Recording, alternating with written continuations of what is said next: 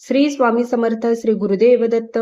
बघा, अधिक महिन्याला आता सुरुवात होणार आहे. 17 मे पासून अधिक महिना चालू होत आहे आणि अधिक महिन्याला पुरुषोत्तम महिना तसंच धोंड्याचा महिना देखील म्हणतात. पुरुषोत्तम महिना का म्हणतात तर पुराणामध्ये सांगितले की या महिन्याला कोणीही महत्व देत नव्हतं. तेव्हा भगवान विष्णू यांनी या महिन्याला स्वतःचं नाव दिलं. तेव्हापासून या महिन्याला पुरुषोत्तम महिना असं देखील म्हणतात.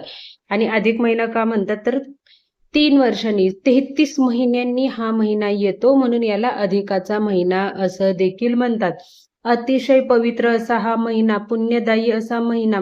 या महिन्यामध्ये आपल्याकडून जेवढ्या सेवा होतील तेवढ्या सेवा करायच्या आहेत.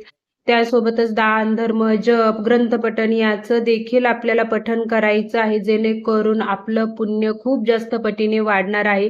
आपल्याला खूप त्याचं फळ मिळणार आहे.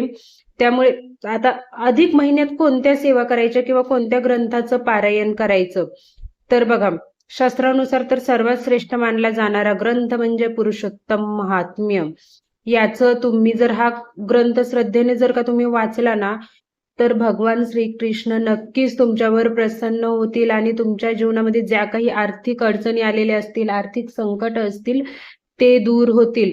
त्यामुळे तुमच्याकडून शक्य होत असेल तर पुरुषोत्तम महात्म्य या ग्रंथाचं तुम्ही नक्की पठण करावं. त्यासोबतच अजून काही ग्रंथ आहेत. ते कोणते ग्रंथ आहेत, सेवा कधी करायचं आहे, त्याचं पारायण, सर्व माहिती मी या व्हिडिओमध्ये सांगणार आहे. त्यामुळे व्हिडिओ शेवटपर्यंत नक्की बघा.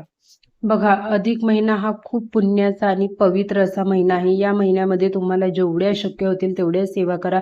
तुम्ही श्री गुरुचरित्र ग्रंथाचं पारायण करू शकता. तुम्ही श्री स्वामी चरित्र सारामृत ग्रंथाचं पारायण करू शकता. त्यासोबतच मी काही ग्रंथ सांगणार आहे, त्यांचं पारायण करणं देखील, त्या ग्रंथाचं वाचन करणं देखील खूप जास्त शुभ मानलं जातं. ते म्हणजे पुरुषोत्तम महात्म्य, भगवद्गीता, श्रीमद भगवतम, विष्णू सहस्त्रनामम, रामरक्षा स्तोत्र. या ग्रंथाचं तुमच्याकडून पारायण होत असेल तर ठीक आहे, पण जर का तुम्ही पारायण करू शकत नाही, आता बघा, कोणी जॉबला जाणार असतं, कोणाचे काही प्रॉब्लेम्स असतात, घरात छोटी मुलं असतात, काही कारणामुळे आपल्याकडून पारायण करणं शक्य होत नसेल ना, तरी तुम्ही कमीत कमी पुरुषोत्तम महात्म्य आणि भगवद्गीतेचं रोज थोडं तरी वाचन, कमीत कमी 1 अध्याय तरी तुम्ही रोज वाचायचा आहे. वेळ मिळेल तेव्हा.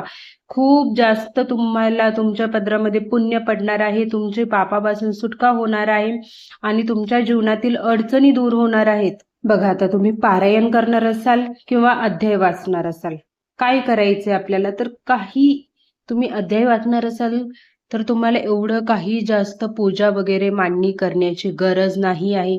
तुम्ही सकाळी लवकर उठा, स्नान करा, देवपूजा करा, देवाला धूप दिवा लावा. मग तुम्ही तेलाचा दिवा लावा किंवा तुपाचा दिवा लावा. तेलाचा दिवा लावताना शक्यतो तिळाच्या तेलाचा दिवा लावायचा असतो. त्यानंतर तुम्ही भगवान विष्णूंना, श्री स्वामी समर्थ यांना, श्रीकृष्ण यांना नमस्कार करा. जर तुम्ही पारायण करणार असाल तर संकल्प करा. तुम्ही मी जे सांगितलेत ग्रंथ, त्यापैकी कोणत्या ग्रंथाचं तुम्ही पारायण करणार आहात ते तुम्ही सांगा आणि त्यानंतर तुम्ही त्या पारायणाला सुरुवात करू शकता. किंवा तुम्ही फक्त अध्याय वाचणार असाल तर तुम्ही अध्याय वाचायला देखील सुरुवात करू शकता. बघा, तुम्ही पारायण करा, अध्याय वाचा, किंवा मग तुम्ही फक्त श्री स्वामी समर्थ, ओम नमो भगवते वासुदेवाय नमः या मंत्राचा मंत्र जप केला तरी चालेल. फक्त तुम्ही जे काही करणार आहात ते श्रद्धेने करा, भक्तीने करा आणि या कालावधीमध्ये शक्यतो तुम्ही सात्विक आहार घ्या. अधिक महिन्यामध्ये मांसाहार करू नये आणि त्यासोबतच कोणाबद्दल कोणासोबत वादविवाद करायचे नाही, कोणाबद्दल राग मनामध्ये धरायचा नाही. आणि सगळ्यात महत्वाचं, अधिक महिन्यात तुम्ही जेवढा जास्त दान कराल ना, तेवढं जास्त तुमचं पुण्य वाढतं. त्यामुळे अधिक महिन्यात दान करण्याला खूप जास्त महत्व दिलेलं आहे. त्यामुळे अधिक महिन्यात तुमच्याकडून जेवढ्या सेवा होतील, जेवढे पारायण होतील, ग्रंथ वाचून होतील, अध्याय वाचून होतील, तेवढे तुम्ही वाचा. तुमच्या घरामध्ये खरंच सुख शांती येईल, मन शांत राहील, एक पॉझिटिव्हिटी तुम्ही स्वतः अनुभव कराल त्या पॉझिटिव्हिटीचा. आणि अधिक महिना हा आध्यात्मिक प्रगतीसाठी एक खरंच खूप छान सुंदर संधी आहे. आणि दररोज काही मिनिटं ग्रंथ वाचन केली तर त्यातून आपल्या मनामध्ये चांगले विचार निर्माण होतात, आपल्या मनाला शांती मिळते, भक्ती मिळते. त्यामुळे तुम्ही अधिक महिन्यात नक्की पारायण करा, पुरुषोत्तम महात्म्याचं करा. किंवा मग शक्य नसल्यास भगवद्गीता विष्णू सहस्त्रनामाचं तुम्ही पठण करा.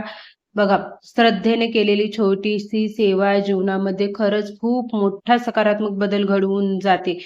त्यामुळे तुम्ही नक्की सेवेला सुरुवात करा अधिक महिन्यामध्ये. आणि तुमच्या जीवनामध्ये ज्या काही अडचणी असतील, संकट असतील, ती सर्व भगवान विष्णूंच्या कृपेने नक्कीच दूर होतील. व्हिडिओ आवडला असेल तर व्हिडिओला लाईक करा, कमेंटमध्ये जय श्रीकृष्ण, जय पुरुषोत्तम प्रभू लिहायला विसरू नका. श्री स्वामी समर्थ.